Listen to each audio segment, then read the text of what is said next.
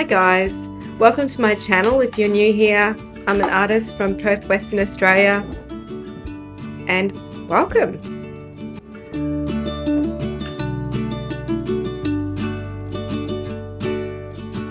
I'm in the process of getting some artworks ready to sell and posting them on Etsy, and it's just all the fiddly things like painting edges and varnishing them, photographing them, and pricing them, which is really important.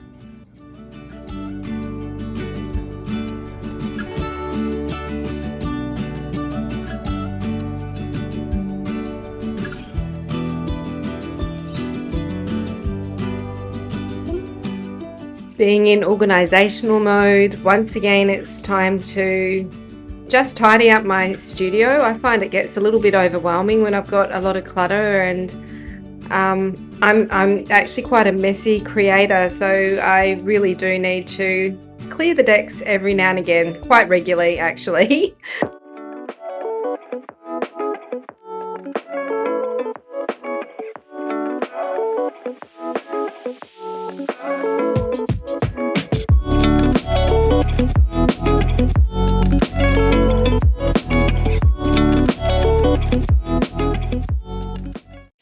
I'm creating a foam print where I scratch into this piece of foam with a drawing and make an image from it, and then I'm going to embellish the image with paint and put a little verse on it. So the idea was I'm making a little gift for my sister-in-law.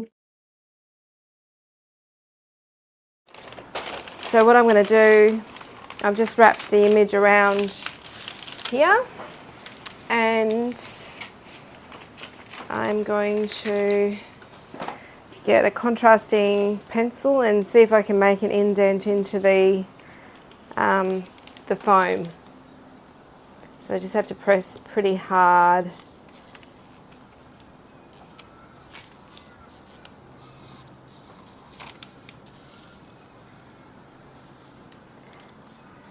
I can hear it making a nice little indent.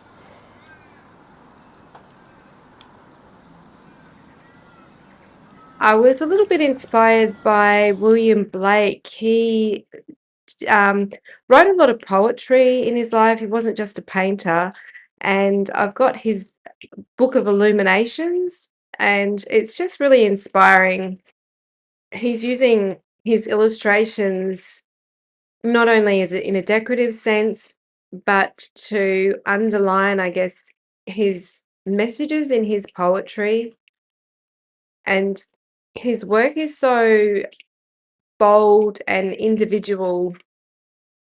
And I think with artists, that's something that is really important, is to be able to be yourself unapologetically.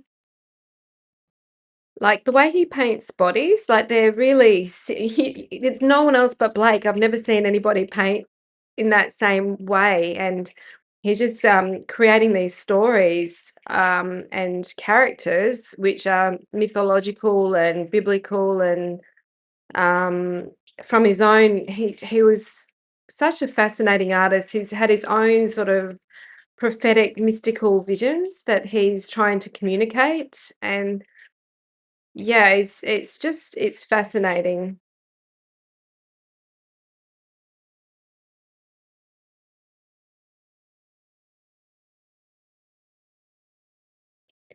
Illuminated books were popular in the Middle Ages, so Blake, living in the 1800s, really kind of reignited an interest in them, I guess.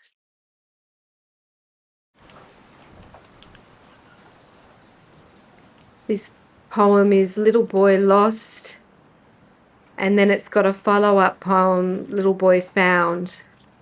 It's just beautiful. Okay, so I've got some block printing ink. Oh, look at that. Hasn't been open for a while.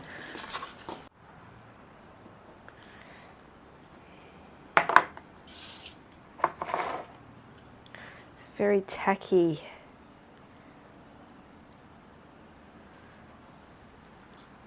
Nothing special. This is just a roller from Bunnings. You can get really fancy brayers, but the amount that I do printmaking, I just haven't bought one, and I kind of like the textured quality of the cheaper ones anyway. So I'm never going for sort of like a perfect print, and I'm just going to use some cartridge paper. Okay, I'm just going to print. We'll put down the ink over my print, and it's showing up okay, not too bad.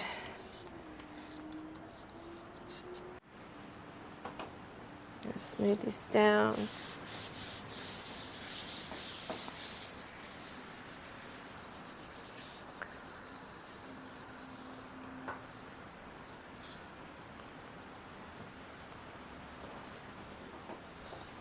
I'm going to get another piece of paper.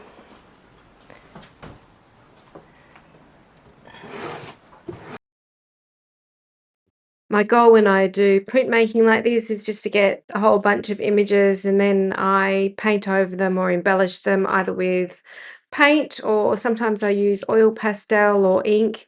And it's more, I'm just going for like a texture rather than a perfect print. As you can see, it's not very clear, but I'm really not that worried, because I feel like it's more just a prompt to give me something to respond to in a way.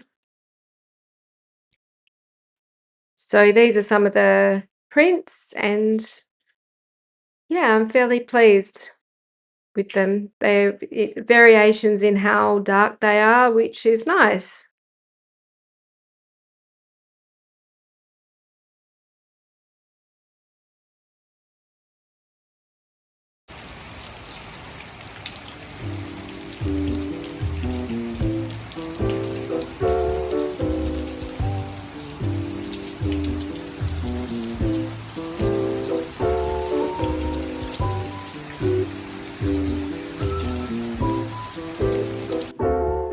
I have to introduce you to my cats.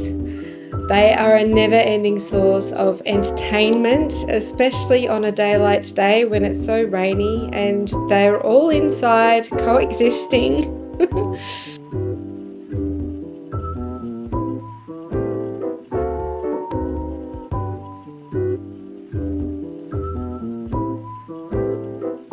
Matilda's still just finding her feet in our little family.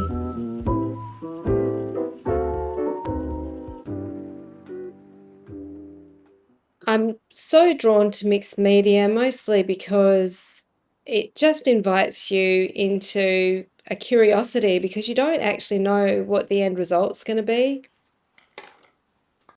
So I've just taped down the print onto some cardboard so it doesn't move, and I've got my flat acrylics. They're called Jo Sonia acrylics, and basically just painting it, and it's amazing. The acrylic is quite opaque.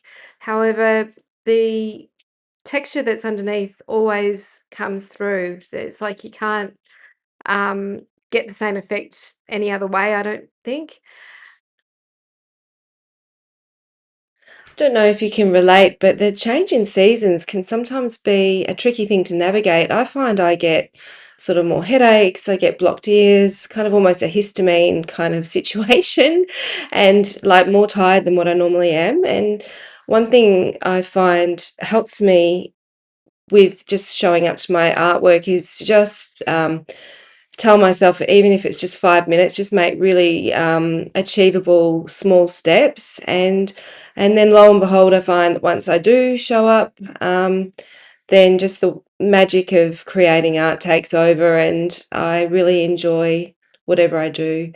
And also a lot of warm-up activities that are aimed at experimentation, because they really take the pressure off as far as producing a finished product.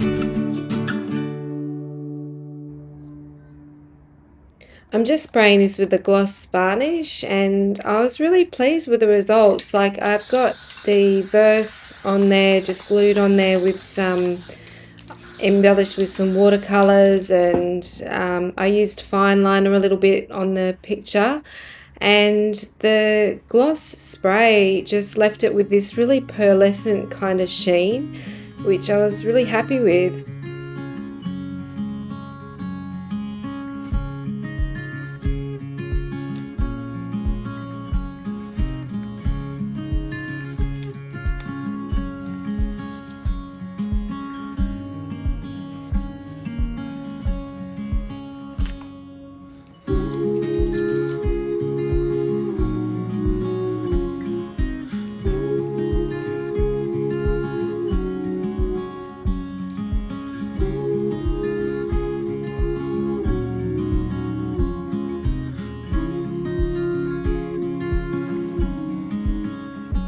Thank you so much for watching. Wishing you creativity and joy and abundance and all the good things in life. And until next time, bye.